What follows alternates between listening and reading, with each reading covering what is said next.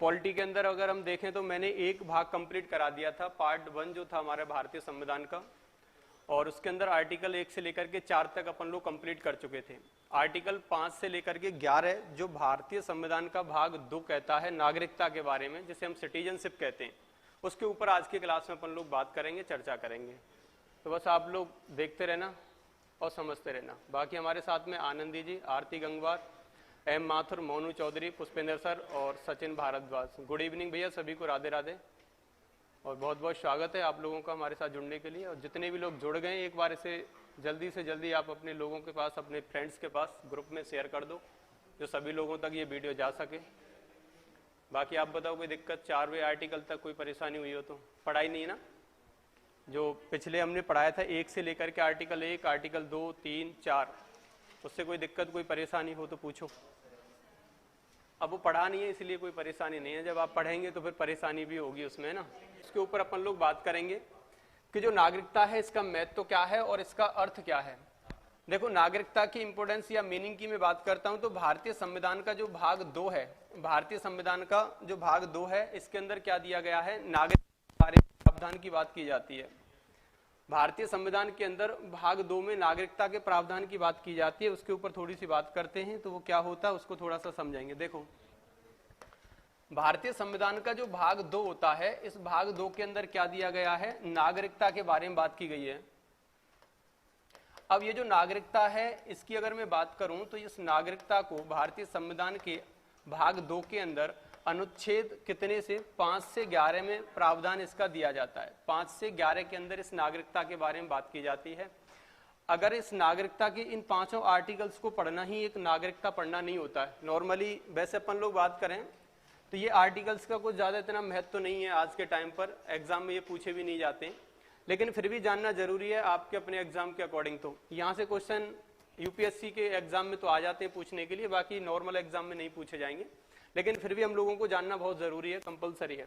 तो देखो, भारतीय संविधान के भाग 2 ये मैंने बताए थे कि 22 भाग जो हमारे होते हैं उन्हें हम एक तरीके से चैप्टर मान लेते हैं संविधान को पढ़ने के लिए।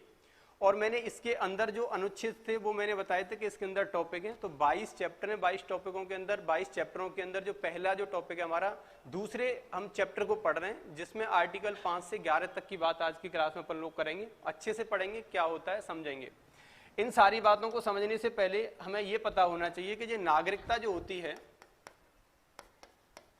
या जो सिटीजनशिप होती है, ये होती क्या है।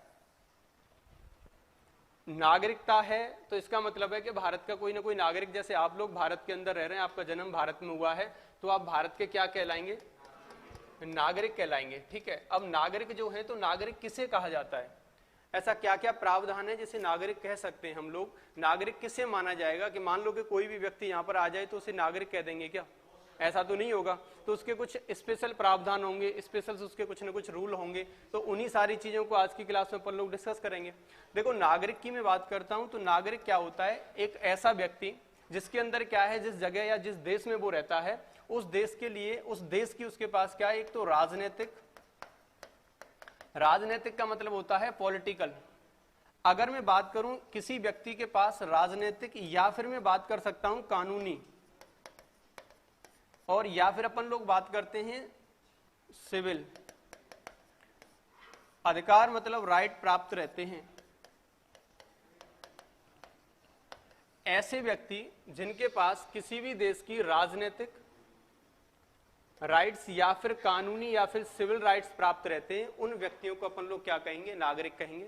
अगर हम भारत के अंदर हैं तो हमारी नागरिकता हमारे पास इसलिए है कि हमारे पास क्या है, भारत के राजनीतिक राइट्स हमारे पास हैं, मतलब पॉलिटिकल राइट्स हमारे पास हैं, और हमें क्या है, कानूनी लीगल राइट्स व सिविल राइट्स भी हमारे लिए मिले हुए हैं। अगर हमारे पास ये लीगल राइट्स या सिविल राइट्स या राजनीतिक या फिर हम पॉलिटिकल राइट्स की बात करें, इन तीनों में से अगर कुछ नहीं होगा तो हम भारत के नागरिक नहीं होंगे। किसी भी देश का नागरिक, उसे उस देश का नागरिक तभी कहा जाएगा तब उसके पास क्या होगा, एक तो पॉलिटिकल राइट्स होने चाहिए, एक लीगल राइट्स होने चाहिए या सिविल राइट्स होने चाहिए। ये राइट्स तब तक किसी व्यक्ति के पास नहीं है तब तक उसे नागरिक नहीं कह सकते। तो नागरिक क्या हो गया, नागरिक का मतलब है कि उस देश के अंदर अपन लोग रहते हैं तो उसमें राजनीतिक व कानूनी अधिकार हमें प्राप्त होने चाहिए। भारत सरकार की तरफ से हमें कानूनी और राजनीतिक अधिकार हमें प्राप्त हैं तभी हम भारत के नागरिक हैं, अगर नहीं है तो कुछ नहीं है। जैसे मान के चलो पॉलिटिकल की बात करें कि आप किसी भी पद पर खड़े हो सकते हैं, अगर उसके आप एलिजिबल हैं, अगर मान लो कि आपकी उम्र अभी हुई नहीं है तो आप नहीं हो सकते किसी भी चुनाव के लिए। जैसे मान लो कि प्रधानी का, तो प्रधानी हमारी राजनीतिक या किसी भी पद पर अगर आप खड़े होना चाहते हैं तो उसके लिए क्या है, आपको राजनीतिक प्रावधान है, आपको पॉलिटिकल राइट्स है, आप उस पर खड़े हो सकते हैं। ठीक है, क्या क्या प्रावधान है वो आगे हम पढ़ लेंगे। दूसरी बात क्या है, कानूनी लीगल राइट्स आपके पास होने चाहिए। मान लो कि एक सिंपल सा फंडा ये है कि अगर आपको यहाँ का कोई आईडी प्रूफ प्राप्त है भारत का, आपका क्या है, एक तो हम कह सकते हैं वोटर आईडी कार्ड आपका बना हुआ है, या फिर हम कह सकते हैं आधार कार्ड आपका बना हुआ है, कोई भी आपके पास आइडेंटिटी का है तो आप भारत के नागरिक हैं। सीधी सीधी भाषा में हम इस तरीके से इसको समझ सकते हैं।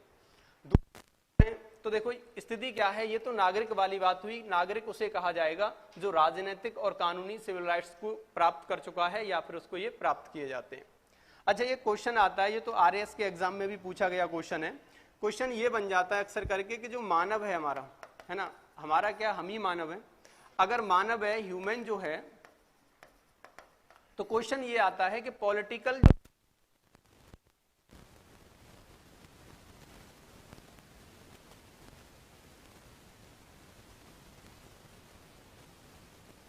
प्रकार का होगा। तो मानव कितने प्रकार का होता है ये बताओ फटाफट से, मानव कितने प्रकार का होगा? ये क्वेश्चन आरएएस के एग्जाम में पूछा गया क्वेश्चन है। एक लंबा मानव, एक छोटा मानव, एक गट्टा मानव, है ना, इसी प्रकार से। और अच्छा, 3 प्रकार कौन बता रहा था, आप बता रहे थे, तीनों को बताओ क्या क्या, कौन कौन से रहते हैं?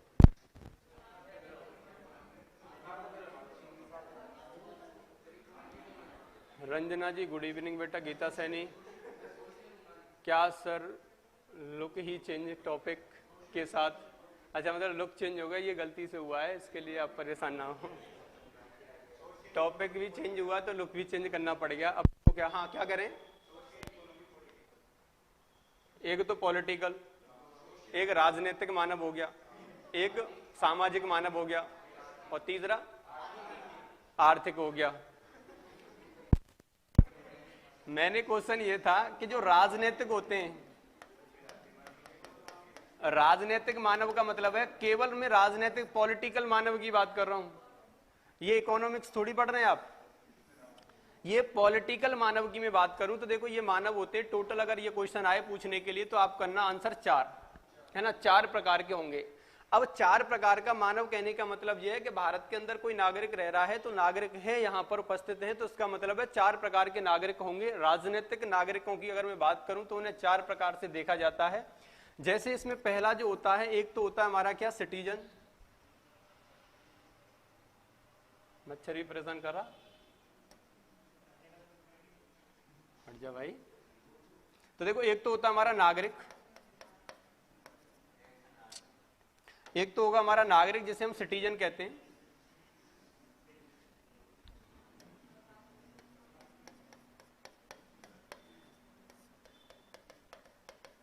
तो एक तो हो जाता है हमारा सिटीजन, और दूसरे की मैं बात करूं तो वो होता है हमारा कौन सा, एक होता है विदेशी।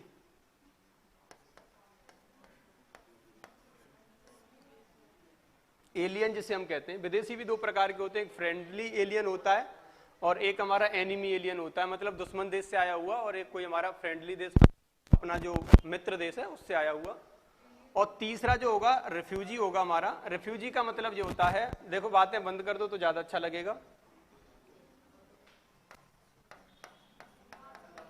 एक होता है रिफ्यूजी, रिफ्यूजी का मतलब होता है शरणार्थी। और चौथा जो होगा वो होगा स्टेटलेस, मतलब राज्यविहीन।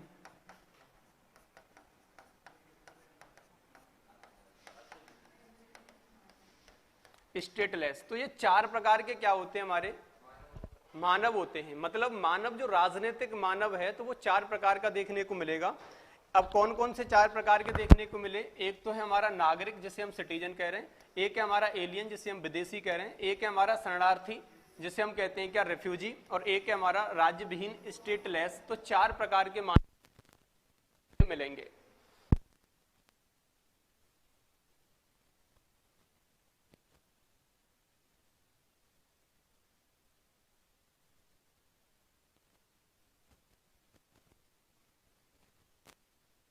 जो संविधान संशोधन 19 एक्ट बना और इसके अंदर क्या क्या चीजें रखी गई, कितने प्रकार से नागरिकता प्राप्त की जाती है, कितने से हमारी नागरिकता समाप्त हो सकती है, तो वो प्रावधान इसके अंदर आए थे। उनके ऊपर भी अपन लोग बात करेंगे कि 5 प्रकार से हम नागरिक बन सकते हैं, 3 प्रकार से हम नागरिकता समाप्त हो सकती है, तो उनकी भी बात करेंगे। लेकिन आपको प्रेजेंट में भी याद रखना है कि एक तो नागरिक होता है सिटीजन, जिसे हमारे देश की क्या हमारे देश में जन्म हुआ है और उसने यहाँ की नागरिकता ले ली है, तो वो तो सिटीजन कहलाएगा। विदेशी क्या है कि विदेशी का मतलब ये है कि मान लो कि ये भारत है ना, ऐसे करके ये भारत देश है। अब भारत देश है तो आप तो यहाँ पर रहते हैं, भारत के ही अंदर है, तो आप तो भारत के नागरिक हो गए, ठीक है। ये क्या लिख दिया, तो आप तो यहाँ पर क्या हो गए, भारत के नागरिक हो गए। लेकिन कोई भी व्यक्ति है जो भारत के अंदर घूमने के लिए आ रहा है, कुछ दिन के लिए आ रहा है और घूमता है और 1-2 महीने के बाद चला जाता है, तो वीजा बनवा करके आया तो वो विदेशी हो जाएगा। तो विदेशी की सीधी पहचान यही है कि भारत की न तो नागरिकता है न कोई प्रावधान है, बस ऐसे ही सिंपली आ रहा है और आकर के वो चला गया, तो वो क्या हो जाएगा, वो विदेशी हो जाएगा।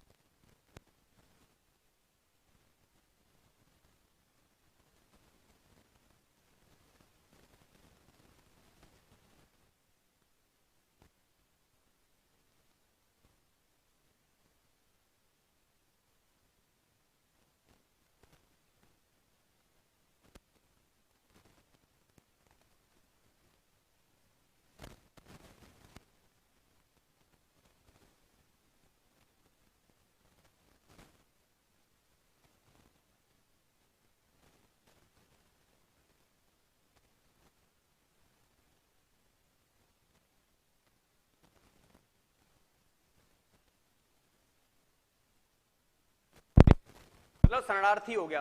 शरणार्थी वो व्यक्ति होते हैं जो किसी अन्य देश से आकर के भारत के अंदर रह रहे हैं, भारत में उनको जगह दे दी गई है, वो शरणार्थी हो गए।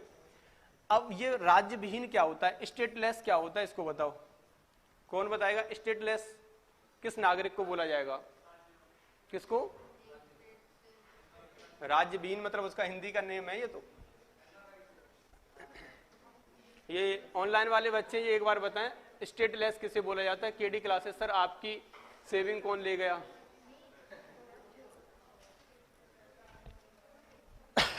अब क्या ही बताया जाए कि कौन ले गया। अब देखो यहां पर क्या हुआ, ये जो स्टेटलेस होता है, शरणार्थी जो होते हैं इन्हें क्या,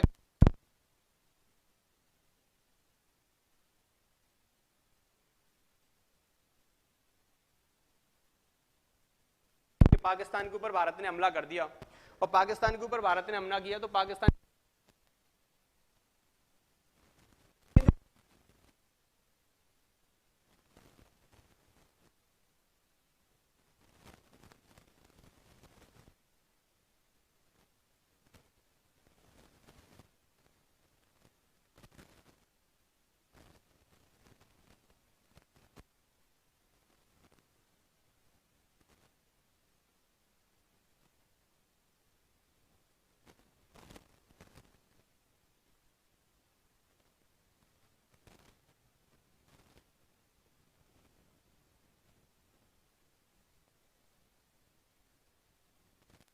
आगे से क्या फर्क पड़ता है इसमें, ठीक है सर, ओके।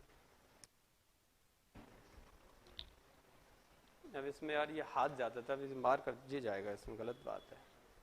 अब देखो क्या हुआ, स्टेटलेस का मतलब है कि ऐसे नागरिक जिनको अपने देश के अंदर क्या है, उनका देश एक तरीके से बर्बाद हो गया है, अब उन्हें रहने के लिए वहां पर स्पेस नहीं है, जगह नहीं है, वो लोग भटक रहे हैं इधर उधर, अब उनके पास किसी भी देश की नागरिकता ना है, तो इसीलिए उन्हें हम स्टेटलेस कहते हैं, मतलब राज्य विहीन कहते हैं। तो मैंने ये चीज 2 चीजें बताई आपको कि अपन लोग क्या पढ़ रहे हैं, नागरिकता के बारे में बात कर रहे हैं। अब नागरिकता है क्या, तो मैंने बताया कि व्यक्तियों के अंदर क्या है, राजनीतिक व लीगल व सिविल राइट प्राप्त होते हैं, जिन व्यक्तियों को वो नागरिक कहलाते हैं। अब उसमें क्या है, क्वेश्चन बनता है कि राजनीतिक मानव जो होते हैं वो कितने होते हैं, पॉलिटिकल ह्यूमंस जो होते हैं वो किस प्रकार के होंगे, तो 4 प्रकार से देखने के लिए मिलेंगे। एक नागरिक होगा, एक विदेशी होगा, एक शरणार्थी होगा, एक राज्य विहीन होगा। अब स्थिति ये है कि देखो राज्य विहीन आपने समझा, राज्य विहीन का मतलब क्या है, केवल और केवल वो उसे किसी भी देश की नागरिकता प्राप्त ना हो, उसे राज्य विहीन कह देंगे, स्टेटलेस कहेंगे। रिफ्यूजी का मतलब क्या होता है, शरणार्थी, किसी अन्य देश से आए हुए व्यक्ति को अपने भारत में शरण दे दी गई हो, उसे शरणार्थी कहते हैं। ये दोनों जो हैं विदेशी और जो है हमारा क्या नागरिक सिटीजन जो है भारत का, इन दोनों के अंतर की मैं बात करूं तो इनमें क्या क्या अंतर होंगे उनको हम लोग समझाएंगे कि नागरिक के लिए क्या क्या अधिकार हमारे यहाँ प्राप्त हैं और जो एलियन है हमारे जो विदेशी हैं उनके लिए क्या क्या अधिकार प्राप्त हैं। ठीक, तो इतनी सी बात समझ में आ गई सबको? आगे बढ़े, यहां तक कोई दिक्कत परेशानी?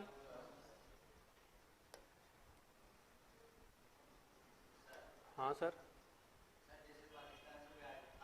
आएंगे आएंगे, अभी आएंगे, रुक जाओ, वो आतंकवादी भी आएंगे, अभी रुक जाओ, स्टार्ट होने तो, पाकिस्तान पर पहुंचने तो दो। अब देखो इसके अर्थ की और इसका जो मीनिंग जो था वो तो यही था कि जो राजनीतिक जो है हमारा, जिसको राजनीतिक मतलब राइट्स प्राप्त हैं, दूसरी बात करें तो उसको क्या है, हमारे कानूनी अधिकार प्राप्त हैं, लीगल राइट्स प्राप्त हैं, तो उसी को अपन लोग क्या कहेंगे, नागरिक कहेंगे। और व्यक्ति जो है वो कितने प्रकार के, 4 प्रकार के होते हैं, ये अपन लोगों ने देखा। इसके बाद की अगर मैं बात करूं तो फिर क्या है,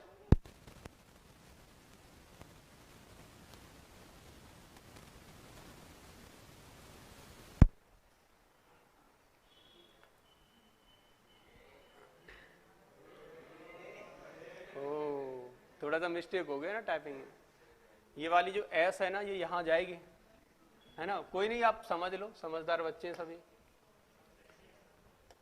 है ना, ये यहाँ पर होगी। ठीक, अब देखो स्थिति क्या है, जो सिटीजन होते हैं हमारे, जो नागरिक होते हैं, तो नागरिक क्या है, अगर मैं बात करूं तो नागरिक जो सिटीजन होते हैं, हम इसकी बात कर रहे थे, एक सिटीजन की बात कर रहे थे और दूसरी बात कर रहे थे हम एलियन की। इधर देखो, इधर ध्यान दो, इधर, वो तो भारत के ही नागरिक हैं, वो एलियन नहीं। अब सिटीजन क्या होता है और एलियन मतलब विदेशी क्या होता है। विदेशी मैंने बताया 2 प्रकार का हो सकता है, एक फ्रेंडली होगा और एक एनिमी होगा, मतलब एक दुश्मन देश से आया हुआ व्यक्ति होगा और एक क्या है, मित्र देश से आया हुआ होगा। तो ये जो जैकलीन है ये मित्र देश से है, श्रीलंका की, इसको नागरिकता प्राप्त है, लेकिन रहती है भारत के अंदर है, तो कोई दिक्कत नहीं है। अब अंतर क्या है इस सिटीजन में और इसके अंदर अंतर क्या है, वो चीज अपन लोग देखें तो देखो सिंपल सा फंडा ये है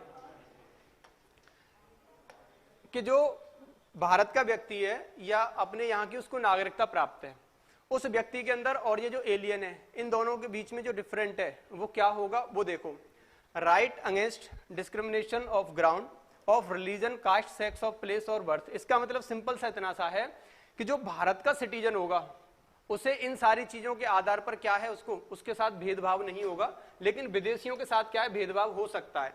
मतलब एक तरीके से धर्म के आधार पर, कास्ट के आधार पर, लिंग के आधार पर व स्थान, प्लेस के आधार पर कोई भेदभाव, यदि आप भारत के नागरिक हैं, भारत की आपको क्या है नागरिकता प्राप्त है, तो आपके साथ ऐसा कोई भेदभाव नहीं होगा, लेकिन विदेशियों के साथ ये भेदभाव हो सकता है।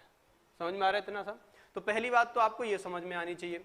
दूसरी बात की अगर अपन लोग बात करें तो दूसरी बात ये है कि right to equality of opportunity in public employments. इसका मतलब ये होगा, इसका मतलब सिंपल सा ये होगा कि जो भारत का नागरिक होगा उसके अंदर क्या है, उसे राइट टू इक्वलिटी, मतलब ये है कि एक प्रकार से कोई भी गवर्नमेंट हमारे क्या है सर्वेंट बनते हैं या कोई भी हमारी गवर्नमेंट जॉब के लिए वो एम्प्लॉय कर सकते हैं, या फिर जैसे विदेशी जो लोग हैं जिन्हें भारत की नागरिकता प्राप्त नहीं है वो इस प्रकार के किसी भी, अब मान लो जैसे कोई भी यहाँ पर पद हो सकता है, चाहे वो प्रधानी का हो, चाहे वो विधानसभा के अंदर हो, चाहे लोकसभा के अंदर हो, चाहे किसी का भी सदस्य बन रहा हो, या फिर कोई भी अर्धसैनिक बल में जाने की बात कर रहा हो या किसी भी पद पर जाने की बात कर रहा है, तो विदेशी जो है उनके लिए ये सारी चीजें, ये सुविधाएं नहीं होंगी, उनके साथ ये भेदभाव रखा जाएगा। जो एलियन होगा उसके लिए ये क्या है, जो राइट है, जो अधिकार है, ये नहीं मिलेगा। ये केवल किसके लिए मिलेगा, सिटीजन के लिए मिलेगा, मतलब भारत के नागरिक के लिए मिलेगा, right to equality of opportunity in public employment. अब दूसरी बात करें तो ये क्या है, अगले राइट्स की बात करें तो right to freedom of speech and expression. इसका मतलब यही है कि जो भारत का नागरिक होगा उसे आजादी है, वो कुछ भी बोल सकता है। आप कहें कि मुझे मतलब मेरा ये मौलिक अधिकार है, मुझे ये आजादी मिली हुई है और आर्टिकल 19 के तहत हमें कुछ भी बोलने का अधिकार होता है भारत के नागरिक को। लेकिन ऐसा नहीं है कि विदेशी कोई भी आकर के, अब ये जैकलीन आए और जैकलीन कहे कि मुझे मतलब आजादी चाहिए और मैं यहाँ पर श्रीलंका की आजादी चाहती हूँ, श्रीलंका इस पूरा हो जाए, तो ऐसा नहीं होगा, इसे मार मार के पता नहीं क्या कर देंगे, है ना। तो ऐसा विदेशी लोग जो हैं वो ऐसा नहीं कर सकते, वो ऐसा नहीं कर सकते कि ये कुछ भी बोले। अगर ये कुछ भी बोलेगी तो फिर खत्म है मामला, समझ रहे हो ना। लेकिन अगर आप भारत के नागरिक हैं, भारत के सिटीजनशिप प्राप्त है, तो आप कुछ भी बोलने के हकदार हैं, आप कुछ भी कह सकते हैं। मतलब क्या है, आपको क्या ये राइट है, ये अधिकार है, मतलब फ्रीडमनेस है आपकी कि जो आप कुछ भी स्पीच कर सकते हैं, कुछ भी आप कह सकते हैं, कुछ भी आप बोल सकते हैं, है ना। नेक्स्ट पॉइंट की बात करें तो और क्या अधिकार हो सकता है, तो वो देखो, कल्चर एंड एजुकेशनल राइट भी हमारे भारतवासियों के लिए मिलेगा, लेकिन इनके लिए ऐसा कुछ नहीं मिल सकता, है ना। दूसरी बात करें देखो right to vote in election in Lok Sabha and legislative assembly जो है, इसका मतलब यही है कि जो वोट डालने का जो अधिकार होगा लोकसभा के अंदर जो होगा, या विधान परिषद कहते हैं ना, लेजिस्लेटिव असेंबली विधानसभा, तो विधानसभा के अंदर जो राइट्स, अब तो गलत हो गया मामला, जाएगा नहीं कहीं, टेंशन ना लो। अब ये क्या है, इसके लिए क्या है, जो भारत का नागरिक है उसी नागरिक के लिए क्या है, ये इलेक्शन में क्या है, वोट डालने का अधिकार हो सकता है, हो सकता नहीं, होता ही है। लेकिन ये जो हमारे एलियंस होते हैं, जो विदेशी होते हैं, इनके लिए कोई ऐसा अधिकार नहीं दिया जाएगा। तो आपको ये छोटी छोटी बातें 3-4 पता होनी चाहिए, क्या अंतर है इन दोनों के बीच में। बेसिक डिफरेंट यही है कि इन्हें क्या है कि एक धर्म के आधार पर, कास्ट के आधार पर, सेक्स मतलब एक लिंग के आधार पर, स्थान के आधार पर भेदभाव हो सकता है एलियंस के साथ, लेकिन भारत के नागरिक को ये सारी क्या है अधिकार मिले होंगे। दूसरी बात करें तो यहाँ पर क्या है, कोई भी गवर्नमेंट एम्प्लॉय नहीं बन सकता। विदेशी अगर कोई नागरिकता है, किसी के पास में विदेश का नागरिक है और वो यहाँ रह रहा है, तो कोई भी गवर्नमेंट एम्प्लॉय नहीं होगा, कोई भी गवर्नमेंट के किसी पद पर उसको चुना नहीं जाएगा। लेकिन ये राइट, ये अधिकार जो है वो किसी भी गवर्नमेंट पद पर जा सकता है, वो भारत का नागरिक ही होगा जो जा सकता है। दूसरी बात करें तो ये तो कुछ भी बोलने का अधिकार जो होगा वो भारतवासी को ही होगा, जो भारत की सिटीजनशिप है वही यहाँ पर कुछ बोल सकता है, बाकी कोई व्यक्ति यहाँ पर कुछ बोल नहीं सकता।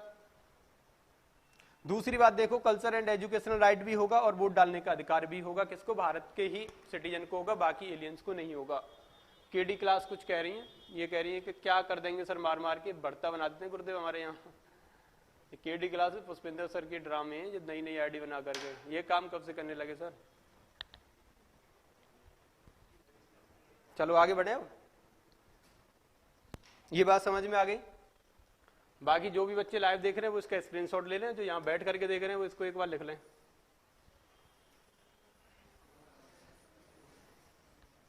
ये पिक्चर आपको दिखाने के लिए नहीं लगाई है, ये आपको समझ कर लिखने के लिए लगाई है, जिससे आपको समझ में आ जाए। क्योंकि अब ये जैकलीन से याद तो रहेगा कि ये विदेश की थी, है ना, श्रीलंका की। बाकी सलमान याद रहे ना रहे, लेकिन जैकलीन जरूर याद रहेगी। आधे बच्चों को सलमान याद रहेगा, जैकलीन याद नहीं रहेगी, है ना। तो समझ में आ जाए, कहने का मतलब ये है। आगे बढ़े अब। बाकी लाइव क्लास वाले बच्चे जल्दी से बताएं। आशी जी गुड इवनिंग बेटा। देव भारती राणा, अच्छा ये बच्चे यूँ कहते हैं बेटा बेटा करता रहता है, ये खुद बेटा से लग रहा, आज और ज्यादा लग रहा है ना। तो बड़ी विचित्र घटना है ऐसी भी, अब मम्मी के पेट से ही पैदा ऐसा हुआ था, मैं करूं क्या। आगे बढ़े। अच्छा लग रहा है स्क्रीन पर सलमान और जैकलीन दोनों। अब देखो आगे क्या है, कुछ और राइट्स हैं इनके लिए, वो थोड़ा सा समझेंगे क्या है। जल्दी लिखो, जल्दी फटाफट।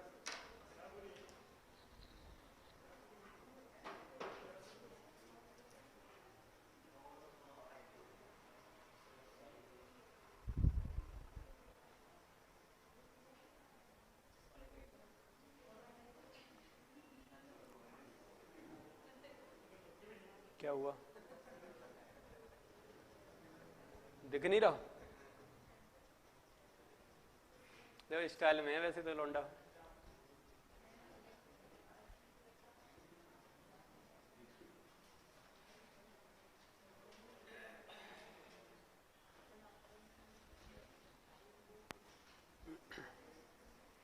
आगे बढ़े।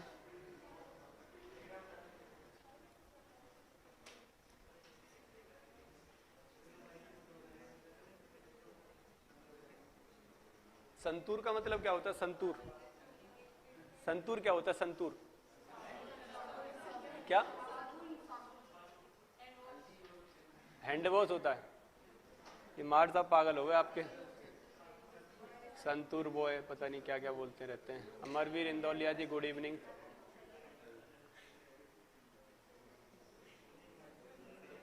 आनंदी जी कह रही है sir different between civil and legal, same ही होता है, कोई डिफरेंट नहीं है ऐसा उसमें।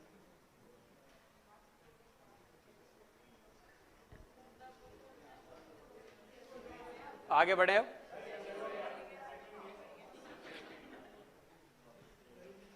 अच्छा ये यहां पहुंचा दिया।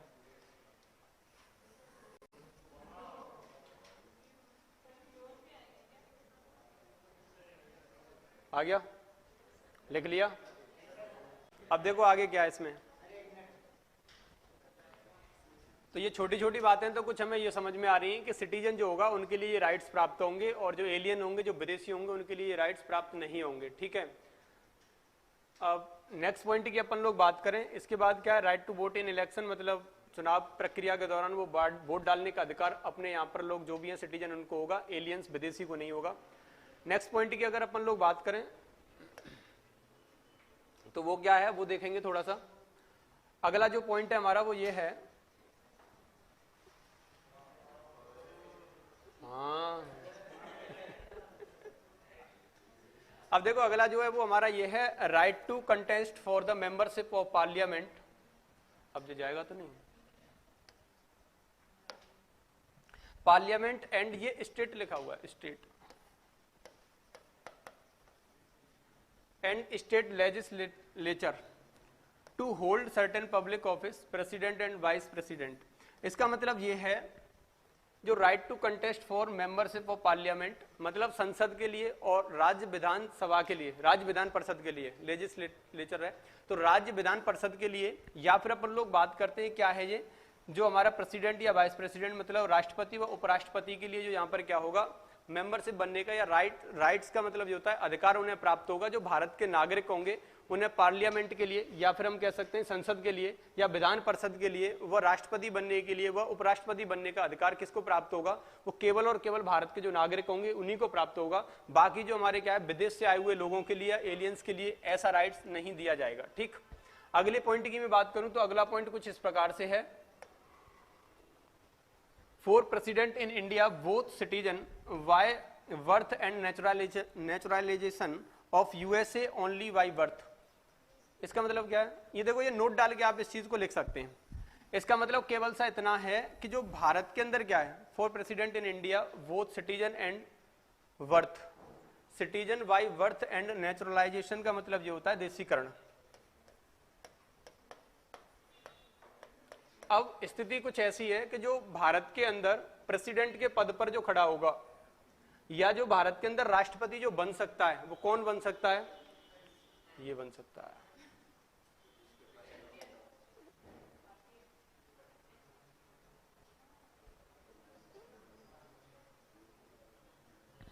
तो देखो कौन बन सकता है, वो भारत का राष्ट्रपति, जो राष्ट्रपति के पद पर जो खड़ा हो सकता है वो कौन हो सकता है, एक तो बाय बर्थ उसे भारत की नागरिकता प्राप्त हो, मतलब भारत के अंदर जन्मा हो, भारत की बर्थ के माध्यम से 5 प्रकार की होती है, अभी मैं बात करूंगा कौन कौन सी होंगी। तो बाय बर्थ अगर उसने सिटीजनशिप ले रखी है भारत की, और या फिर क्या है नेचुरलाइजेशन मतलब देशीकरण के माध्यम से। देशीकरण के माध्यम से का मतलब यह है कि कोई भी व्यक्ति है अपना क्या है, देशीकरण का माध्यम है कि भारत ने किसी भी व्यक्ति को, जैसे कोई बाहर के देश में रह रहा है और वहां पर उसके साथ कोई दिक्कत कोई परेशानी हो रही है तो उसे हम ये कह सकते हैं कि बेटा तू हमारे यहाँ आ जा, हम तुझे शरण दे सकते हैं अपनी, हमारे यहाँ की तुझे नागरिकता प्राप्त हो जाएगी। तो हम खुद से किसी व्यक्ति को बुला करके अगर उसे हम नागरिकता दे रहे हैं तो वो एक देशीकरण होता है। ठीक है, तो यहाँ पर ऐसे व्यक्ति जिन्हें बाय बर्थ यहाँ की सिटीजनशिप प्राप्त है भारत की और देशीकरण से भी उन्हें यहाँ की सिटीजनशिप प्राप्त है, वो भले ही जन्मे नहीं है भारत के अंदर लेकिन देशीकरण के माध्यम से उनको क्या मिला हुआ है, भारत की नागरिकता प्राप्त हुई है। तो ऐसे दोनों ही प्रकार के व्यक्ति भारत के अंदर राष्ट्रपति के पद पर खड़े हो सकते हैं या राष्ट्रपति का चुनाव लड़ सकते हैं। लेकिन अगर मैं बात करूं इन यूएसए की तो अमेरिका के अंदर केवल और केवल वो व्यक्ति वहां पर प्रेसिडेंट के चुनाव को लड़ सकता है या राष्ट्रपति के चुनाव पर खड़ा हो सकता है जिसे केवल और केवल जन्म के माध्यम से, उसके वर्थ के माध्यम से वहां की नागरिकता प्राप्त होगी। तो ये राष्ट्रपति के लिए आप याद कर सकते हैं ये चीज। कहने का मतलब यह है कि ऐसे व्यक्ति जो जन्म से भारत के नागरिक हैं या फिर देशीकरण से उन्हें भारत की नागरिकता प्राप्त है तो वो भारत के प्रधानमंत्री राष्ट्रपति बन सकते हैं। लेकिन अमेरिका के अंदर ऐसा सिस्टम नहीं है। अमेरिका के अंदर ऐसा सिस्टम है कि बाई बर्थ बनता है। तो क्वेश्चन आए कि बाई मतलब अमेरिका ऐसा कौन सा देश है जिसमें बाई बर्थ केवल राष्ट्रपति के पद पर खड़ा हो सकता है, तो वो एक अमेरिका बताएंगे। अगर आपसे क्वेश्चन आता है कि भारत के अंदर कौन कौन से मतलब व्यक्ति ऐसे हैं जिन्हें नागरिकता भारत की प्राप्त है, तो कौन से 5 में से 2 ऐसे व्यक्ति हैं जो भारत के राष्ट्रपति पद पर खड़े हो सकते हैं।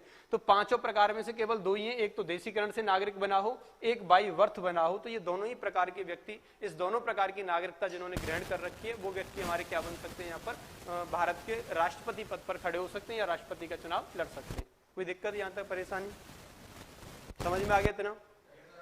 तो अभी केवल मैं केवल इतना सा समझा रहा था आपको। क्या समझा रहा था? कुछ नहीं, ये समझा रहा था कि नागरिक जो है हमारे, उन नागरिकों के अंदर और जो विदेशी लोग हैं जो एलियन है उनमें क्या अंतर होगा। तो इतने सारे जो पॉइंट्स अपन लोग लिख रहे थे अभी, ये सारे पॉइंट्स थे हमारे नागरिकों के लिए और जो विदेशियों के लिए लागू नहीं होंगे। ठीक, आगे बढ़े अब इसके बाद। तो अब आपसे पूछा जाए कि भारत में जो राष्ट्रपति के चुनाव पर खड़े हो सकते हैं वो कौन कौन से नागरिक हो सकते हैं? जिन्हें देशीकरण और जन्म के माध्यम से भारत की नागरिकता प्राप्त हुई हो। ठीक, आगे बढ़े, चलो आगे बढ़ते हैं भैया।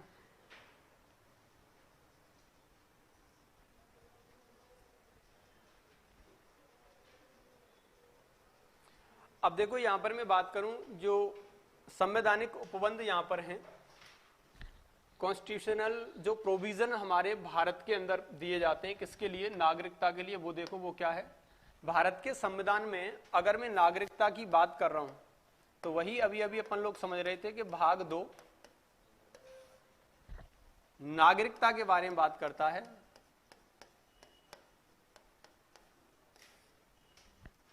अगर मैं आर्टिकल्स की बात करूं तो आर्टिकल आपको याद रखना है 5 से 11। क्या याद रखना है? 5 से 11। तो संवैधानिक उपबंध की अगर अपन लोग बात करें, जो हमारे भारत के संविधान में जो प्रोविजन दिए गए हैं किसके लिए? नागरिकता के लिए, वो अब स्टार्ट होते हैं। अभी तो ये बेकार वाली बातें थी, फर्जी वाली बातें थी, जिन्हें जो ये वनडे एग्जाम्स के लिए कोई टीचर पढ़ाता भी नहीं, बताता भी नहीं, पर मुझे लगा कि बता देना चाहिए, ज्यादा जरूरी था। देखो यहां पर क्या है कि जो नागरिकता है वो यही है केवल कि आर्टिकल 5 से लेकर 11 में दी है। अब भारतीय संविधान का कौन सा भाग नागरिकता के बारे में उल्लेख करता है या बताता है? तो भाग 2 पार्ट 2। नागरिकता किस आर्टिकल से किस आर्टिकल तक आती है? तो आर्टिकल 5 से 11 में आती है। अब यहां पर अपन लोग उन उपबंधों को देखेंगे कि आर्टिकल 5 क्या कहता है, आर्टिकल 6 क्या कहता है, आर्टिकल 7 या फिर 8 की बात करें, या 9, 10, 11 क्या कहते हैं। ठीक है, ये सारे के सारे आर्टिकल्स का अध्ययन अपन लोग अब करने के लिए जा रहे हैं। तो भारतीय संविधान के अंदर जो उपबंध है वो आर्टिकल 5 से प्रारंभ होता है। इसके ऊपर अपन लोग बात करेंगे, आर्टिकल 5 क्या बात कहता है। ठीक, अब देखो आर्टिकल 5 जो है वो जो क्या कहेगा उसके ऊपर थोड़ी सी चर्चा करेंगे।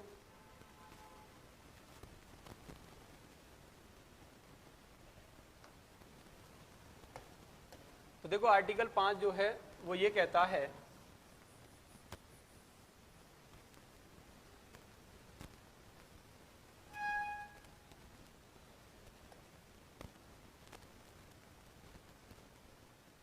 देखो आर्टिकल 5 की अगर मैं बात करूं तो पहली बात तो ये कहता है कि शुड बोर्न इन इंडिया, मतलब ऐसा व्यक्ति जो भारत के अंदर जन्मा हो वो भारत का नागरिक कहलाएगा। देखो ये सारी जो बात अपन लोग कर रहे हैं ना, ये बात हम कर रहे हैं 26 जनवरी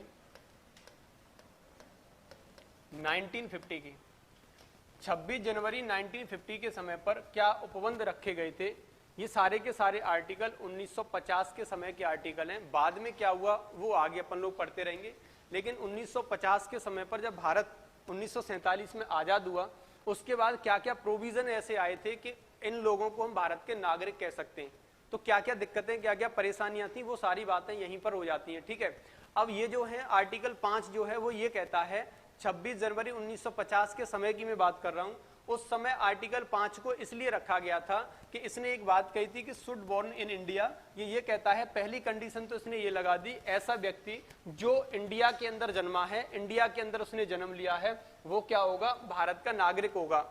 दूसरी बात इन्होंने ये वाली भी बात कही थी कि इंडिया के अंदर कोई भी व्यक्ति जन्मा हो या फिर नहीं जन्मा हो, लेकिन उसके माता पिता में से कोई भी एक भारत का क्या होना चाहिए, मतलब भारत के अंदर जन्म होना चाहिए, तो उस व्यक्ति को भी हम भारत की नागरिकता दे देंगे। ये वाली बात कही थी, मतलब either of his parents should born in India. इसका मतलब भी वही है कि कोई भी एक इनमें से क्या है, भारत के अंदर जन्मा होना चाहिए। जैसे मान के चलो ये कौन है, पहचानो इन्हें, राजीव गांधी। अब देखो ये कौन है, ये सोनिया गांधी और राहुल गांधी हैं हमारे। ओ, अब स्थिति यहां पर ये है, आपको पता है कि जो सोनिया गांधी है ये इटली से, या नहीं पता? पता है, चलो पता है तो धन्यवाद। अब ये जो सोनिया गांधी है ये तो इटली से हैं, ठीक, और ये जो है ये अपने यहीं से हैं, राजीव गांधी भारत से ही हैं। इन दोनों का एक सुपुत्र पैदा हुआ जिनका नाम था राहुल गांधी।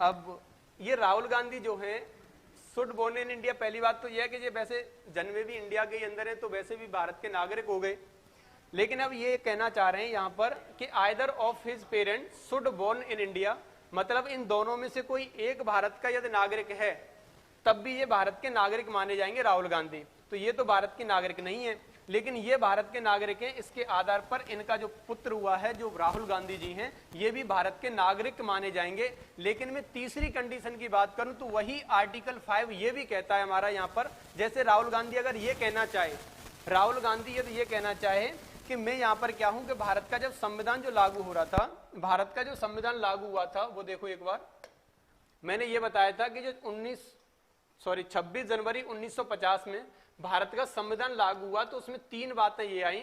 एक तो भारत के अंदर क्या है किसी व्यक्ति का जन्म हुआ हो, ऐसे नहीं ऐसे समझेंगे, यहाँ ये मार्कर चलता नहीं है ठीक से, देखो ये वाली बात यहाँ पर ऐसे कुछ करके आती है।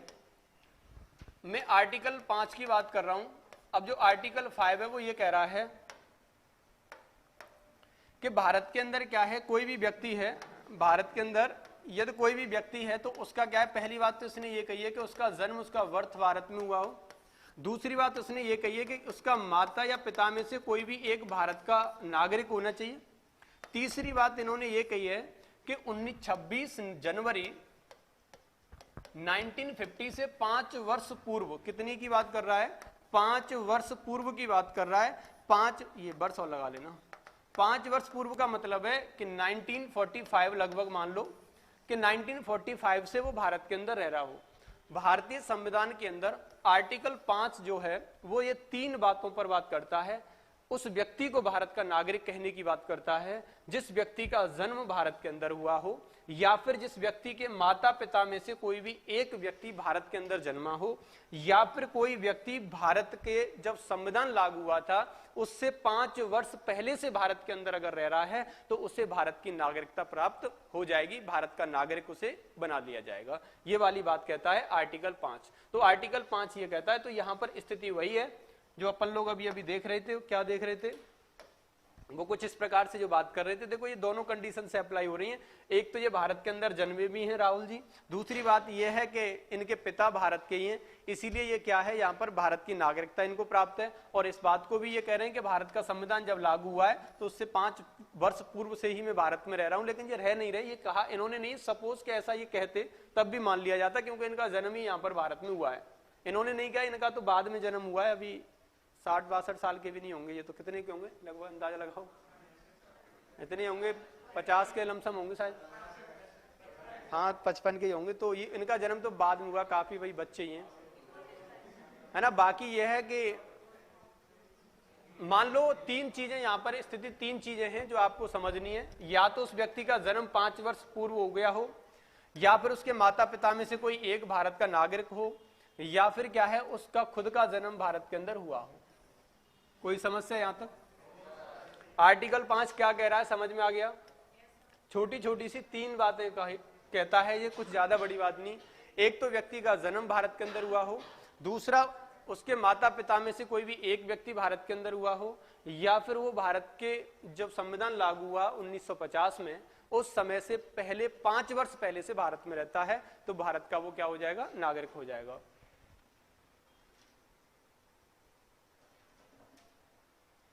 आनंदी जी पूछ रही हैं कि प्राइम मिनिस्टर के लिए भी ये सेम, बिल्कुल आनंदी जी सेम ही है प्राइम मिनिस्टर के लिए भी।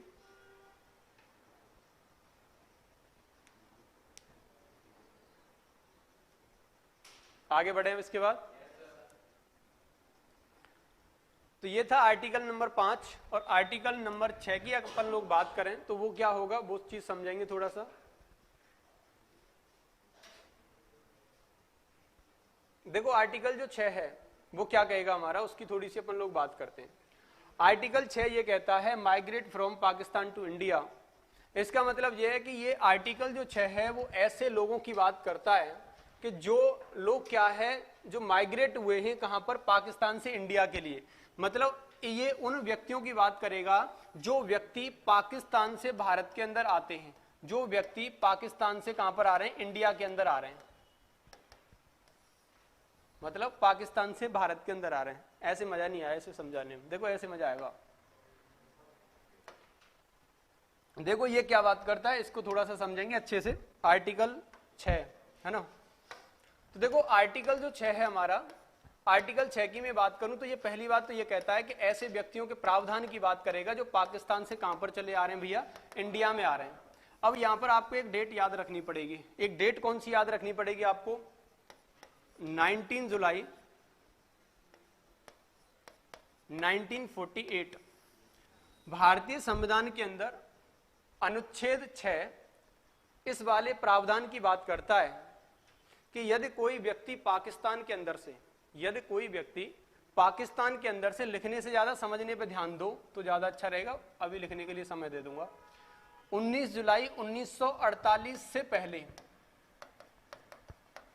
19 जुलाई 1948 से पहले या फिर 19 जुलाई 1948 के बाद, ये दो बात करेगा।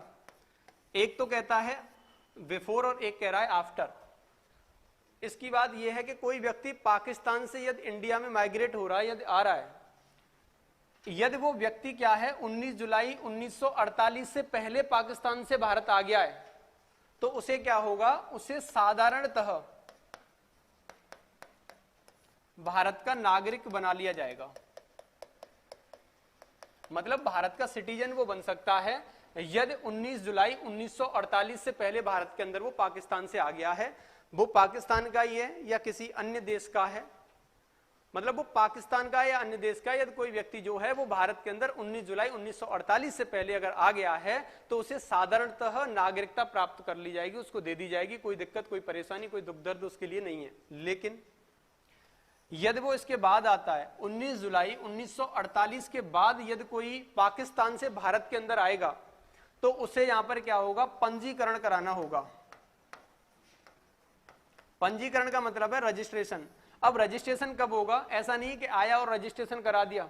रजिस्ट्रेशन कराने के लिए भी इसे 6 मंथ, इसे 6 महीने भारत के अंदर क्या होगा, रहना होगा। 6 महीने जब ये भारत के अंदर रहेगा तब जाकर के ये गृह मंत्रालय में जाकर ये रजिस्ट्रेशन, ये पंजीकरण कराएगा। उसके बाद यहाँ पर हमारा क्या है, गृह मंत्रालय ये सुनिश्चित करेगा कि इसको नागरिकता देनी है या नहीं। ऐसा नहीं है कि इसने पंजीकरण कराया और इसे नागरिकता मिल जाए, ऐसा भी नहीं है। अब इसके लिए क्या है, ये हमारा गृह मंत्रालय देखेगा, तब जाकर के इसके लिए नागरिकता प्राप्त होगी। लेकिन आपको ये याद रखना है कि आर्टिकल 6 जो है वो हमें इस बात को कहता है कि यदि कोई व्यक्ति पाकिस्तान से इंडिया आ रहा है, लेकिन आने के लिए एक डेट एक आपको याद रखनी है, 19 जुलाई 1948। यदि कोई व्यक्ति 19 जुलाई 1948 से पहले पाकिस्तान से भारत के अंदर आ गया है तो उसे साधारणतः, मतलब नॉर्मली उसे क्या दे देंगे हम, नागरिकता, सिटीजनशिप दे देंगे। लेकिन यदि कोई व्यक्ति 19 जुलाई 1948 के बाद भारत में आता है तो उसे पंजीकरण कराना होगा आफ्टर 6 मंथ, मतलब 6 महीने रहने के बाद ही वो क्या कराएगा, पंजीकरण कराएगा। तभी उसे भारत की क्या दी जाएगी, नागरिकता प्राप्त की जाएगी या नागरिक उसे बनाया जा सकता है। और वो भी नागरिक बनाने के लिए क्या है, गृह मंत्रालय इस बात को सुनिश्चित करेगा कि इसे नागरिकता दें या फिर ना दें। बहुत बहुत आभार है भैया हमारे साथ जुड़ने के लिए। ओमवीर चौधरी जी, जो हमसे बड़े हमारे भैया हैं, जो हमारे साथ जुड़े। आगे बढ़े। अब इन्हें बहुत अच्छे से नागरिकता के बारे में पता होगा, यही सिखाते हैं पुलिस में बच्चों को, जिसको पकड़ेंगे कि देख तूने इस एक्ट के तहत ये किया है। अच्छा, पुलिस वालों को ये चीज की नॉलेज और नहीं होती, और बता दूं, वो केवल पकड़ के लाते हैं। और थोड़ा सा आप जैसे ये पकड़ने के लिए जाएं, अब इनसे कहें कि कौन सा अधिकार है तेरे पास ले जाने का, अब इन्हें खुद नहीं पता कौन सा अधिकार है मेरे पास। अब आगे बढ़े इसमें। अच्छा, ये समझ में आ गया ना आर्टिकल 6 क्या कह रहा है। आर्टिकल 6 ऐसे प्रावधान के बारे में बात कर रहा है जो पाकिस्तान से इंडिया के लिए आएंगे, लेकिन 19 जुलाई 1948 से पहले यदि पाकिस्तान से इंडिया आ गए तो उन्हें साधारणतः नागरिकता दे दी जाएगी। और इसके बाद आ रहे हैं तो उन्हें पंजीकरण कराना पड़ेगा और 6 महीने तक उसे भारत में रहना होगा। और उसके बाद वो क्या कराएगा, पंजीकरण कराएगा। इतनी बात समझ में आ गई सबको? आगे बढ़े। अब देखो नेक्स्ट पॉइंट की मैं बात कर रहा हूं। ये था हमारा आर्टिकल 6। आर्टिकल 6 वही बात कह रहा है कि जो ये है ना, जो सिंबल दिख रहा है, इसमें वही दिखाया गया है कि मतलब ये पाकिस्तान से इंडिया आ रहा है। देखो ये क्या है, पाकिस्तान का है, और ये क्या फ्लैग, इंडिया का है ना। दूसरी बात अगर मैं यहां पर करूं तो ये क्या चल रहा है भाई। अब देखो दूसरी बात यहां पर करें तो ये स्थिति है कि आइदर ऑफ हिज पेरेंट और ग्रैंड पेरेंट्स। इसकी भी बात ये कह रहा है कि ये थोड़ी सी बात उनकी भी करता है यहां पर, अरे यार चला गया, ये थोड़ी सी बात उनकी भी करता है कि ऐसे व्यक्ति की नागरिकता के बारे में प्रावधान की बात कर रहा है। अच्छा, ये कौन है, इंदिरा गांधी। और ये कौन है? सोनिया गांधी। और ये कौन है? राजीव गांधी। बहुत सही। अब स्थिति यहां पर कुछ ऐसी है कि ये या तो पिताजी या फिर दादा दादी जी।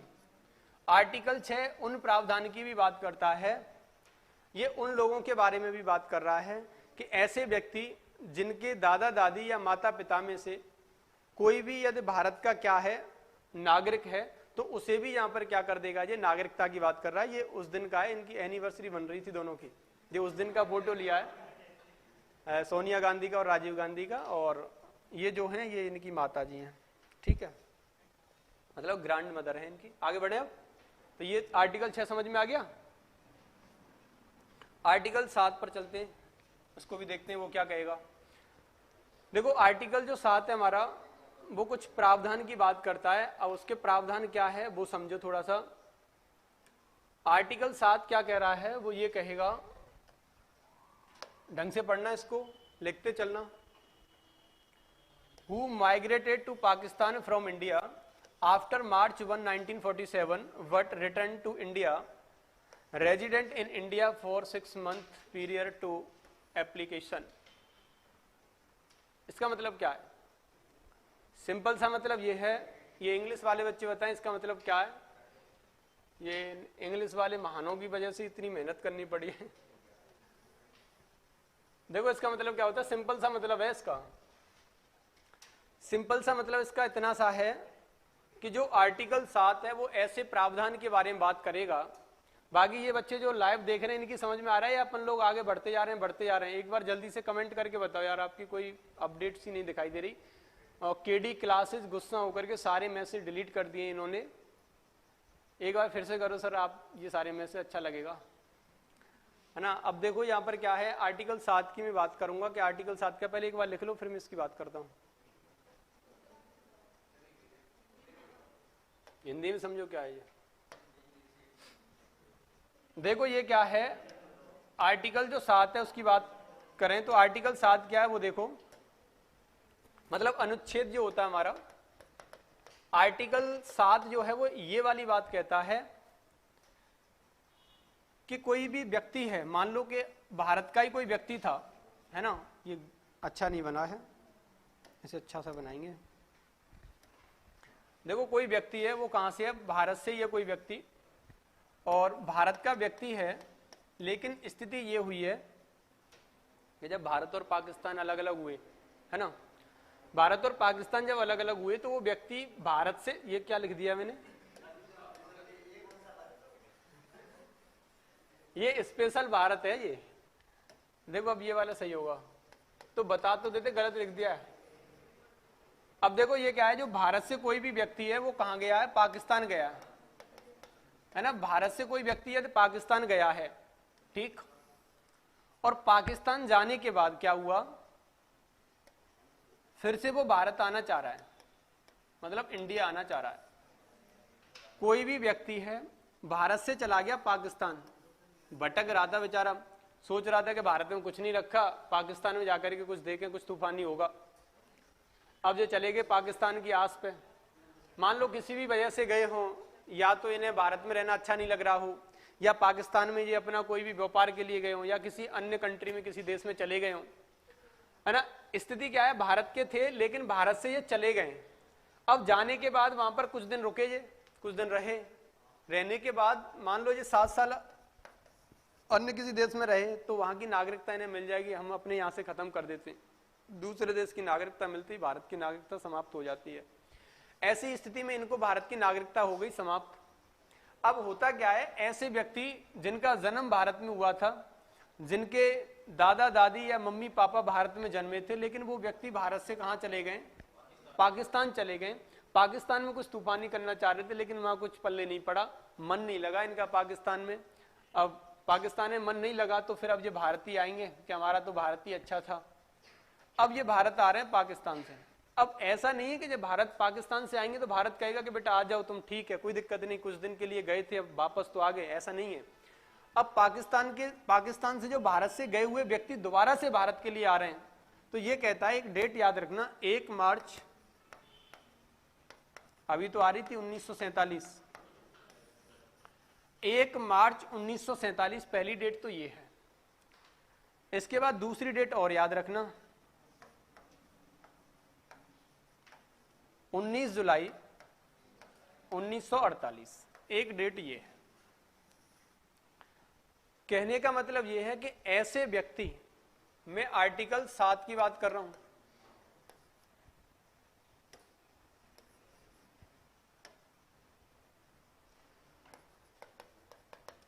आर्टिकल जो 7 है वो क्या कहता है, वो ये कह रहा है ऐसे व्यक्ति के प्रावधान के बारे में बात करता है जो इंडिया के थे लेकिन पाकिस्तान चले गए और पाकिस्तान से दोबारा इंडिया आना चाह रहे हैं, पाकिस्तान से दोबारा इंडिया आना चाह रहे हैं। यदि वो 1 मार्च 1947 से लेकर 19 जुलाई 1948 के बीच में आते हैं तो उन्हें साधारण नागरिकता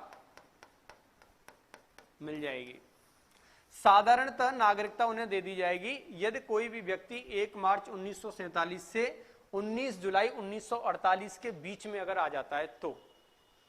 मान लो इसमें कोई व्यक्ति नहीं आया, कब आएगा, आफ्टर 1948। अब ये 19 जुलाई 1948 के बाद यदि आ रहा है तो फिर से याद करो आर्टिकल नंबर 6 को। आर्टिकल नंबर 6 ये कहता है कि यदि ऐसा व्यक्ति है 19 जुलाई 1948 के बाद आ रहा है तो उसे 6 मंथ क्या होना है, 6 मंथ उसे यहां पर रहना होगा। उसके बाद फिर उसे पंजीकरण कराना पड़ेगा, पंजीकरण कराना पड़ेगा और पंजीकरण के माध्यम से उसे क्या मिलेगा, नागरिकता दी जाएगी। सेम आर्टिकल 6 की तरह ये बात करता है। लेकिन अगर 1 मार्च 1947 से लेकर के 1948 तक के बीच में आ रहा है, ऐसा व्यक्ति जो भारत का ही था लेकिन विदेश चला गया, दूसरे देश चला गया, वहां से मन न लगने के कारण या कोई कारणवश कोई दिक्कत कोई परेशानी हुई तो उसकी वजह से वो फिर कहां पर आ रहे हैं, वो आ रहे हैं फिर से इंडिया, और फिर से इंडिया आ रहे हैं तो इस बीच में आ गए तो बेटा तुम्हें नागरिक बना लिया जाएगा। इस बीच में नहीं आ रहे हैं तो तुम भी मौज करो और हम भी मौज करें, समझ रहे हो। तो अब ये आर्टिकल कौन सा बोल रहा था, आर्टिकल 7 बोल रहा था। तो आर्टिकल 7 कौन से वाले अधिकार की बात कर रहा है, ये उन व्यक्तियों के बारे में बात करता है जो भारत के व्यक्ति भारत से पाकिस्तान जाने के बाद दोबारा से इंडिया में आना चाहते हैं, तो ये उनके अधिकारों की बात करता है। कोई व्यक्ति भारत से पाकिस्तान गया है और वो 1 मार्च 1947 से लेकर के 1948 तक अगर वो आ जाता है तो क्या होगा, साधारणतः उसे नागरिकता दे दी जाएगी। अगर वो इसके बाद आएगा तो सेम आर्टिकल 6 का प्रयोग होगा, आर्टिकल 6 का प्रयोग कर लो, या 7 में ये प्रावधान दूसरा दिया है। ऐसे ही व्यक्तियों के लिए फिर क्या है, 6 महीने तक उसे रहना होगा, उसके बाद उसका पंजीकरण होगा और पंजीकरण के बाद फिर क्या होगा,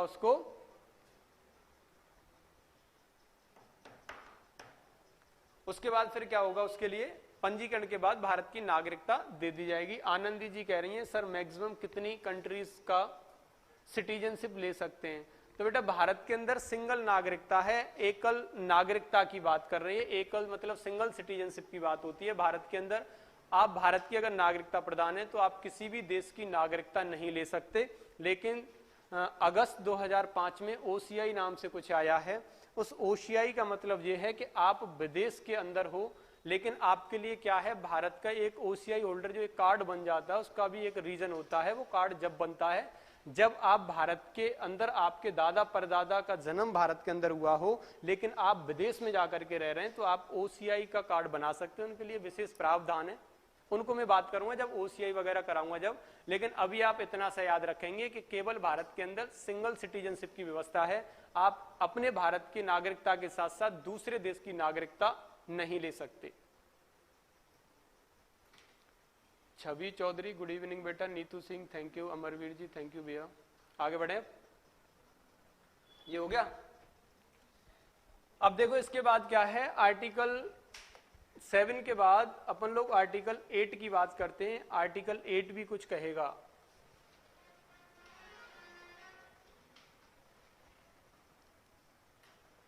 अब देखो आर्टिकल 8 क्या कहता है,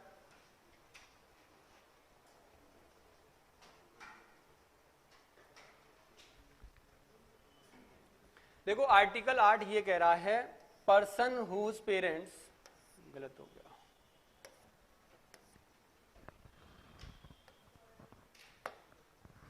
देखो आर्टिकल 8 ये कहता है कि पर्सन हुज पेरेंट्स और grand parents born in in divided India what who is residing outside India shall become citizen if registered by diplomatic or consular representative of India। अब समझ में नहीं आया हिंदी वालों को? वो समझ में आ रही है? आ रही है ना? तो सब कुछ समझ में आ जाएगा। मक्खी तो नहीं बैठी?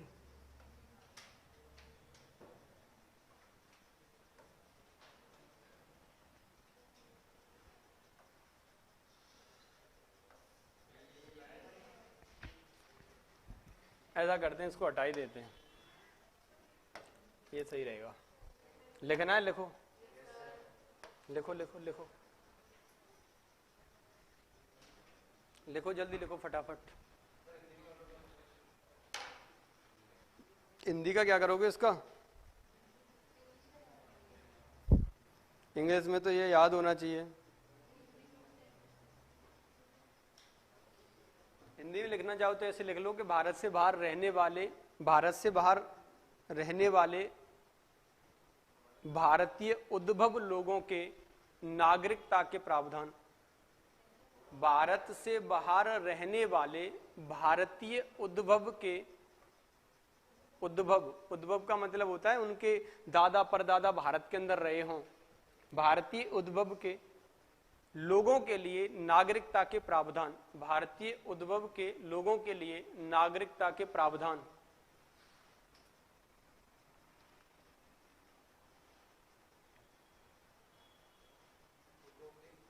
उद्भव के लोगों के लिए भारतीय नागरिकता के प्रावधान।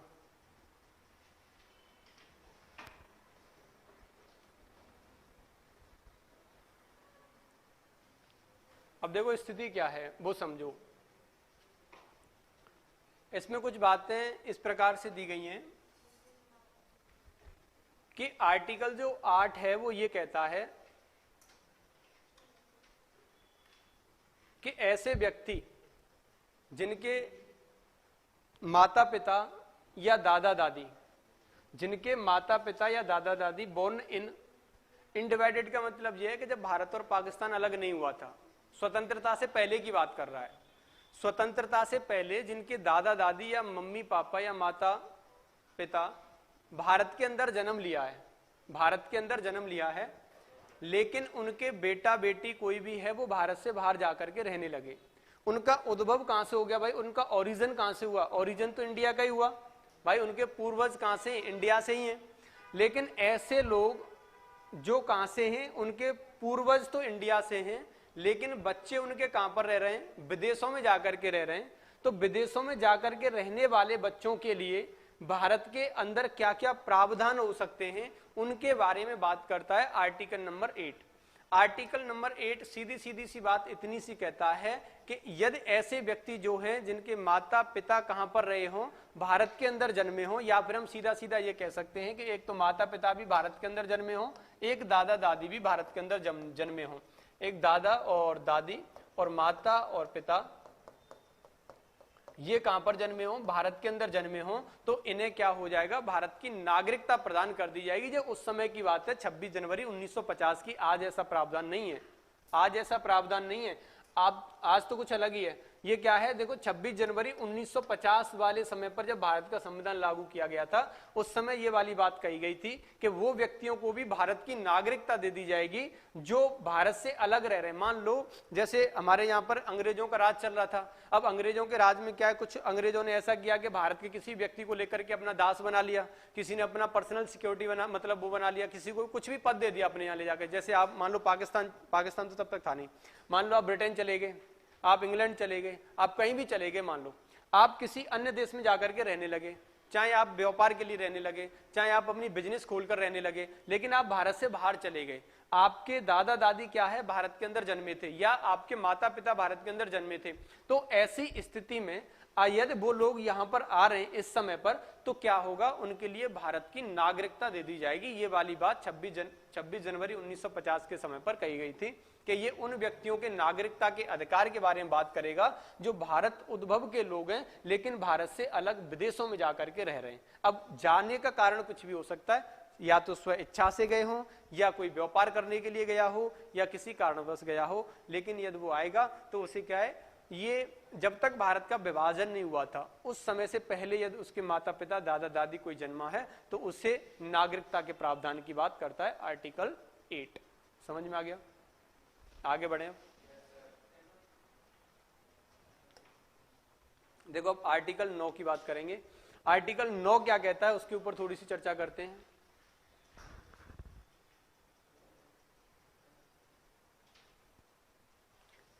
इसमें कुछ नहीं है, आर्टिकल 9 बहुत इजी है, छोटा सा है। इसमें तो केवल ये कह रहा है कि यदि कोई भी पर्सन है, भारत की नागरिकता है उसके पास, और वो अपने फायदे के लिए किसी अन्य देश में चला जाता है, अन्य कंट्री में जाता है और वहां की क्या कर लेता है, नागरिकता एक्वायर कर लेता है। If person acquire citizenship of a country other than the country of India then the citizenship of India be terminated. इसका मतलब यही है कि यदि कोई व्यक्ति भारत का क्या है, नागरिक था, और वो अन्य किसी देश में चला गया और अन्य किसी देश में जाने के बाद उसने वहां की नागरिकता ले ली है, तो भारत देश अपनी नागरिकता स्वयं से ही खत्म कर देगा। उसे कुछ करने की, कुछ कहने की, सुनने की आवश्यकता नहीं होगी।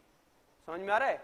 मतलब आर्टिकल 9 ये कहता है, आर्टिकल 9 ऐसी नागरिकता के बारे में बात करता है कि यदि कोई व्यक्ति भारत का नागरिक है और वो अन्य देश की नागरिकता यदि प्राप्त कर लेता है या ग्रहण कर लेता है या फिर एक्वायर कर लेता है, तो उस व्यक्ति की भारत के अंदर से नागरिकता समाप्त कर दी जाएगी या नागरिकता को खत्म कर दिया जाएगा। तो भारतीय संविधान का आर्टिकल 9 ये कहेगा, भारत का व्यक्ति यदि कोई व्यक्ति अन्य किसी देश की नागरिकता प्राप्त कर ले तो स्वतः ही, खुद से ही भारत की नागरिकता समाप्त हो जाएगी।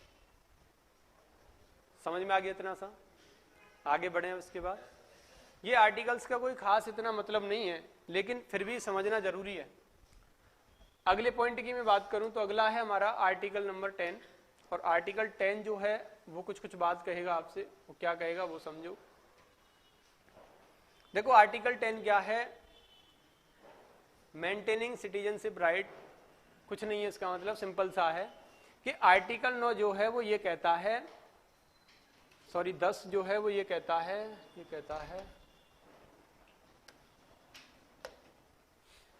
कि जो सिटीजनशिप है, जो नागरिकता के अधिकारों का बना रहना, नागरिकता के अधिकारों का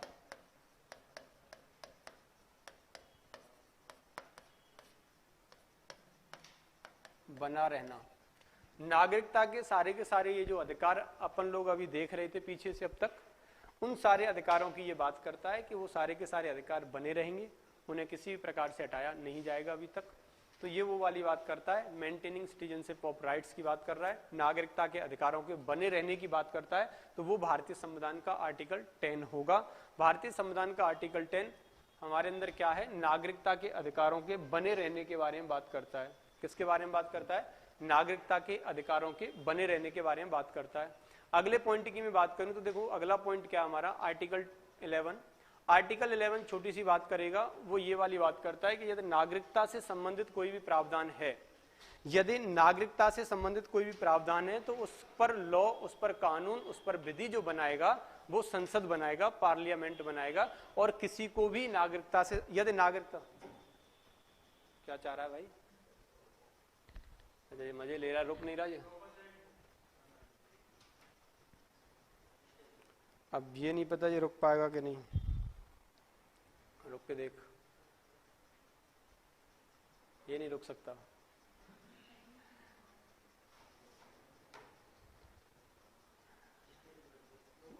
ये नहीं रुकेगा भाई।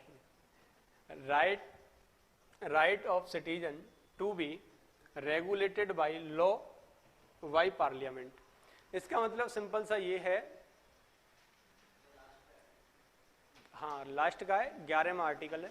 11वां आर्टिकल ये कहता है कि भारत के अंदर जो नागरिकता के प्रावधान है, जो नागरिकता के प्रावधान 1955 के तहत जो आए थे भारतीय संविधान के अंदर, जो एक्ट एक आया 1955 वाला, उसके बारे में हम अच्छे तरीके से समझेंगे, बात करेंगे, उसको समझना ही जरूरी है, इसका तो मतलब कुछ नहीं है।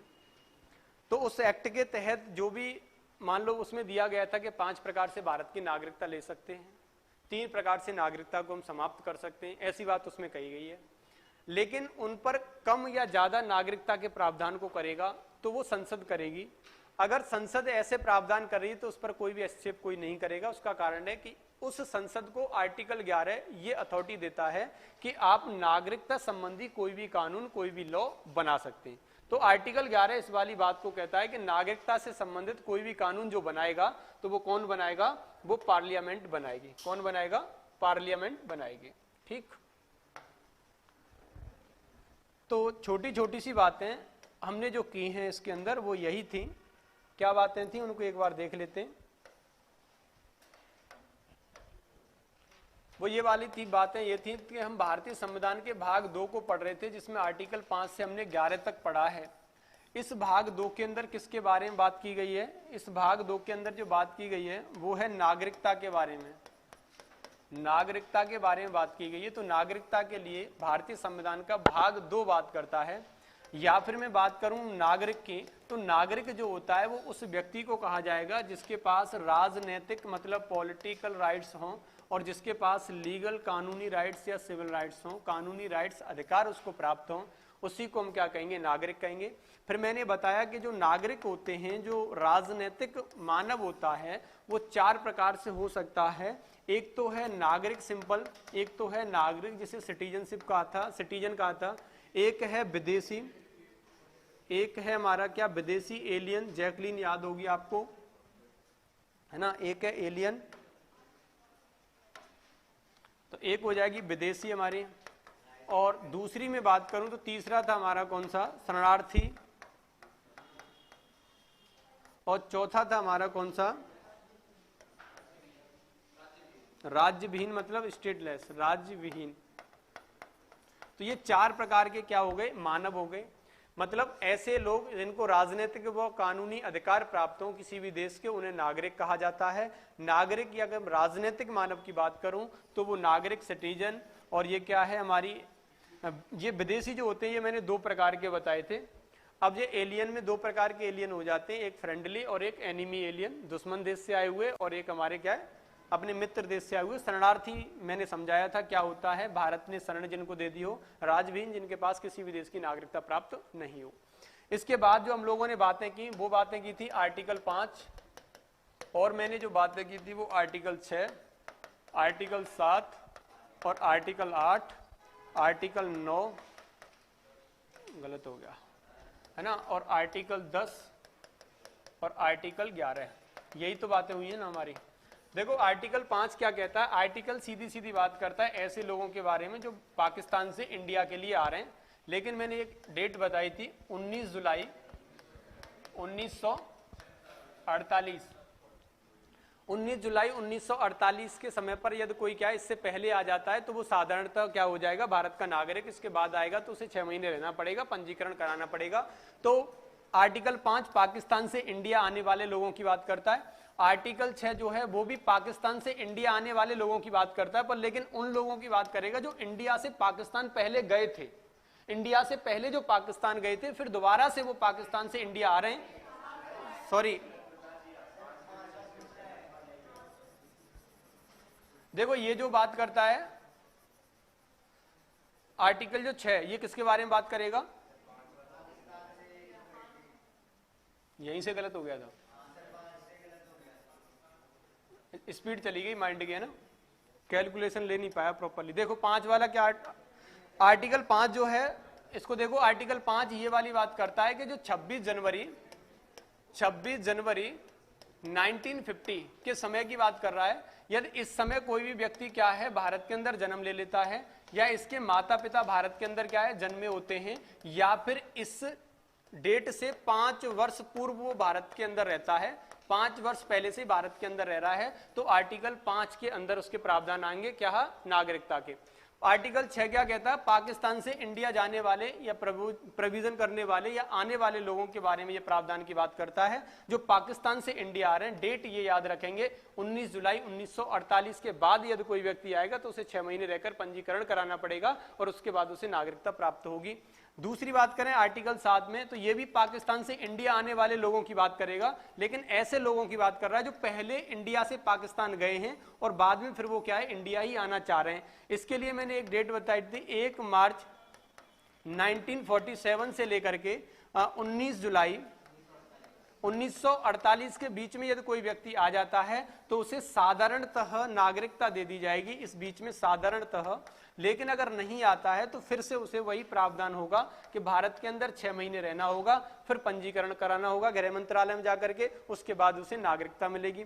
आर्टिकल 8 की अगर अपन लोग बात करें तो आर्टिकल 8 किससे संबंधित था भैया? तो देखो आर्टिकल ऐसी बात करता है, ऐसे लोगों के बारे में बात करता है जिनके दादा दादी या माता पिता, इनके दादा दादी या माता पिता कहां पर रहे हों, मतलब भारत के अंदर जन्मे हों, लेकिन उनके बच्चे कहीं विदेश में जाकर के रह रहे हैं, तो भारत उद्भव के ऐसे लोगों की नागरिकता के प्रावधान की बात करेगा जो भारत उद्भव के हैं लेकिन वो अन्य कंट्री, अन्य देश में जाकर के वो रह रहे हैं। आर्टिकल 9 जो है ये किसके बारे में बात करता है? तो देखो आर्टिकल 9 ये कहता है कि भारत के अंदर जितने भी नागरिकता के प्रावधान है उन्हें बने रहने की ये क्या करेगा, ये बात करेगा आर्टिकल 9। और आर्टिकल 10 क्या कहता है?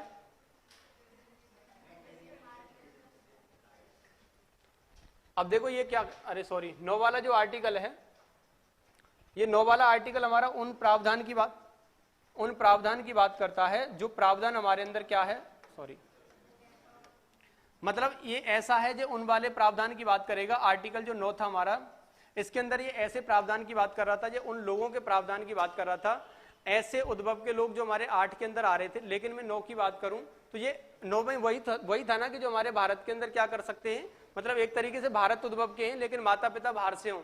10 में था ये, क्या था ये? सिंगल सिटीजन वाली बात नहीं करता है ये, इसकी बात करेगा, सिंगल सिटीजन की बात नहीं करेगा ये। उस सिटी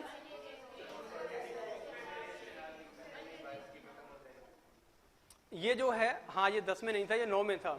मतलब दूसरे देश की नागरिकता प्राप्त करेंगे ना, वो यहाँ पर खत्म करने की बात करता है। अगर इजीली आपने किसी दूसरे देश की नागरिकता प्राप्त कर ली है और ये यहाँ पर क्या है, इसके तहत उसको खत्म कर देगा, मतलब भारत की नागरिकता क्या है, खत्म हो जाएगी। और ये 10 वाला जो है हमारा,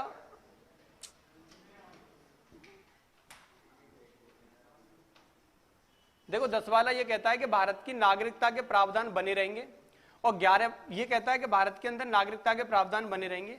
11वां ये कहता है कि यदि नागरिकता से संबंधित कोई भी कानून बनाएगी तो वो कौन बनाएगी, पार्लियामेंट बनाएगी, संसद बनाएगी। तो इस प्रकार से ये सारे के सारे आर्टिकल थे हमारे।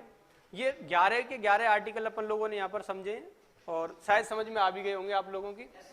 नहीं आए हो तो एक बार इस वीडियो को दोबारा से देख लेना, फिर भी नहीं आए तो फिर मुझे और पूछ लेना, फिर भी नहीं आए तो उसका कोई इलाज नहीं है। और दूसरी बात करें, कल की क्लास में इससे आगे का कुछ पार्ट्स बचा हुआ है कि भारत के अंदर नागरिकता का जो अधिनियम 1955 आया उसमें क्या क्या प्रावधान रखे गए, किस प्रकार से भारत की नागरिकता समाप्त हो सकती है, किस प्रकार से भारत की नागरिकता को अपन लोग क्या ग्रहण कर सकते हैं, तो वो सारी की सारी बातें हम अगली क्लास में करेंगे। आज के लिए इतना ही रहने देते हैं, इससे आगे नेक्स्ट क्लास में बात करेंगे भैया।